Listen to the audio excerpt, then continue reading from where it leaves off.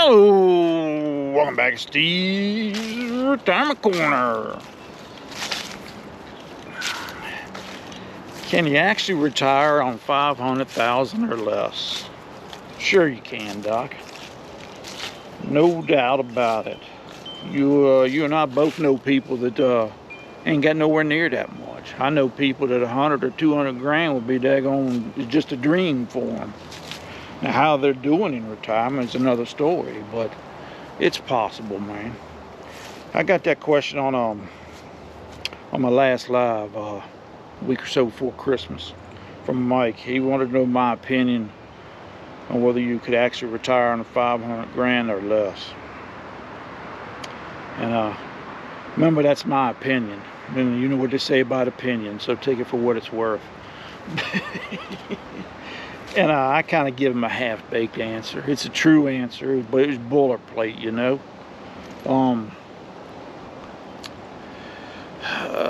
First off, 500 grand is a pile of daggone money, man. That's what I told him. Most people will never see that kind of money. If you take away the value of the house, most people, I mean, it's just a fact. Most people won't see that much. And you figure if you make 50 grand a year, it'd take you a decade just to make that much less daggone save that much. That's a pile of daggone money. I'd hate to think people couldn't retire on that. But then, and that's true. I mean, that's what I told him. And then I told him that, it depends on so much. Retirement ain't it's not a one-size-fits-all thing, man. There's just too many variables between retirees for you to say that. You just can't. You know, for me, my biggest thing about retirement was, I think it was, it's more of a cash flow issue than anything, you know. It doesn't really matter how much you got in there or how much you got saved. I mean, do you have enough coming in to cover what you got going out? That's the way I looked at it, more than anything. Now, when I was saving, man, I saved every nickel I could, you know. I tried to build that number up big. But I mean, technically, you don't need a nickel saved in order to retire. I mean, if you got a handful of houses that pays you 10 grand a month and you don't spend but $5, hey, man, you don't need a nickel in the bank. You know, if you got some kind of royalty coming in from a book you wrote or a song you wrote or something like that, I mean, and it covers all your expenses for the month, and you get one every month, hey, man, if you sold a business, you know, instead of selling it for, $1 million outright, you're taking, $30,000 a year or whatever. It just, but that's not most people, man. That's not most people. It ain't me for sure. So technically, they won't need a nickel saved. But, you know, most of us have to save up a pile of money and take a little piece of it every year, every month, every week, whatever, in order to survive. And that's the way we're doing. But, and it being a cash flow problem is, that's where you, having your daggone debt and expenses under control. I think every minute that you spend working on your budget before you retire is going to pay off for 2 minutes, and it's going to be double it.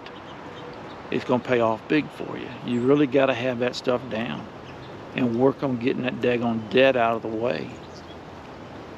And you don't want to step out there just covering your needs, housing and food and stuff. You want to have a little bit extra.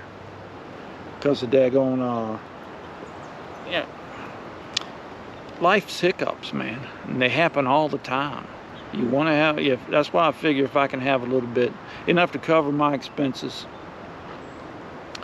and have a little bit left over for life's hiccups or enjoy myself a little bit with, I'm good. It's just, it's just too many things to consider, to know. Just because it's possible don't mean you should do it, It's just too hard to nail down a number. And you know, for me, man, somebody else asked me too on there that if I was living off just my 401, and yeah, I am. You know, the money I pull from my 401 plus my little pension, which I clear just a touch over $800 on, that's what we're living on until I hit Social Security. But when I hit Social Security, I've said it before, if I was able to take my full Social Security now at full retirement age, and you add in my two little pensions, I think it's going to be about $1,200 a month. What they're going to be once I start collecting that other one next month, or yeah, or it'll probably 2 months. But I mean, I'll have more coming in than I need. You know. So I mean, technically, I don't need a nickel left in the bank in order to survive. I'll have more than I coming in, and I have so I'll have my needs covered in wants, and I have enough for a little life's hiccups and to enjoy a little bit. So yeah, you can, but you know, should you? That's another question. You know, what kind of retirement are you looking to have? You know, just because I can retire on 100,000 don't mean that you can. You know, you might need $1.5 million.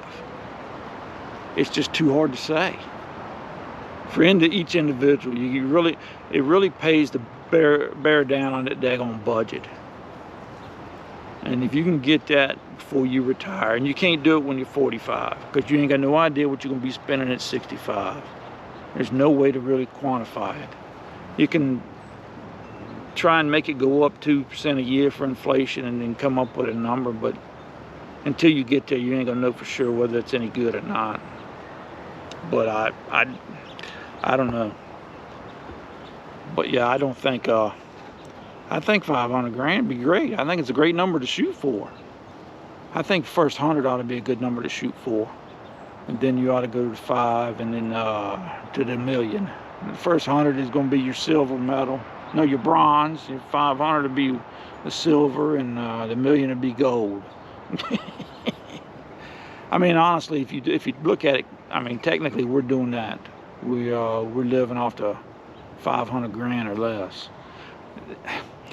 Not exactly. We had a bit more than 500 in my 401, but I got a brokerage account, an IRA, and cash in the bank, and on the side, I don't even consider retirement money. It is.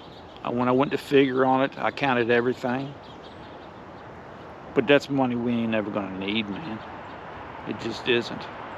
Because I only got, about 6 more years before I'd pull Social Security. And once I hit that, man, that money's just gonna be sitting there. It ain't really gonna be needed for anything.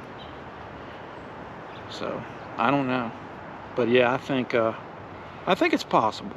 I do think it's possible. It just depends on your situation and what you want to do for what you're looking at for a retirement. It depends on your lifestyle before retirement. Most people like to carry their lifestyle into retirement with them. You know, and having that little bit of buffer on the side for life's hiccups allows you to a little peace of mind. You're not worried about daggone stock market dropping or an unexpected bill popping up and just ruining you, you know. Retirement comes in stages too. It's early retirement and later retirement. Early retirement, most people can handle the first 5-10 years, no problem. It's later if you happen to have longevity issues, and I set it up so that we shouldn't have those. I give my pensions would be 100% goes to Connie. She don't get it cut. By waiting to 68 to pull my Social Security, she's going to get the most money she can.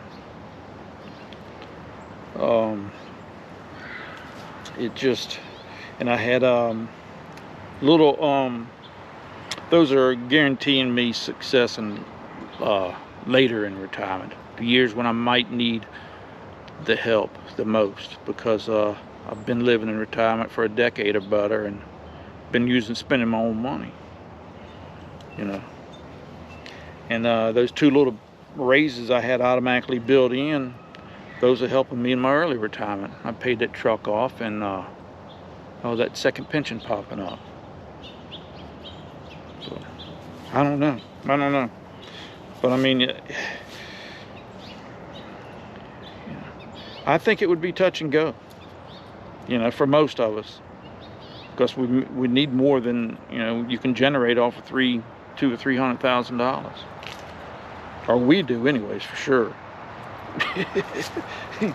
You might do fine with it, but I've seen too many, man, that struggle financially in retirement. I mean, I just didn't want to go through that. Money brings a lot of stress, and when you can't go to work, or you can't make the money you made before you retired, something as simple as buying a battery for your car, because them things are expensive now. It can put you behind the 8 ball, and it's going to be hard for you to catch up. You're no longer able to work double shifts and take your part-time job plus your full-time job. You know what I mean? And who's to say you're going to feel like it or be able to do it? So, yeah, I definitely think it's possible. And it just depends on the individual, where they live at, the age when they retire, and all that stuff. But I think bearing down on that daggone budget is going to be a big help to anybody that's thinking about retiring. I think daggone taking care of your expenses and your debt. Those things are huge, man. Those things are huge. I mean, it's simple math. The less you got going out, the less you need to have more daggone coming in. I don't know, man. But hey, man, y'all take care of yourselves, man. I appreciate it. And y'all make it a good week if you can. It's gonna be cold down here. It's gonna be back down in the 40s. I have to actually wear my long johns this week. Y'all take care, and we'll talk to you later.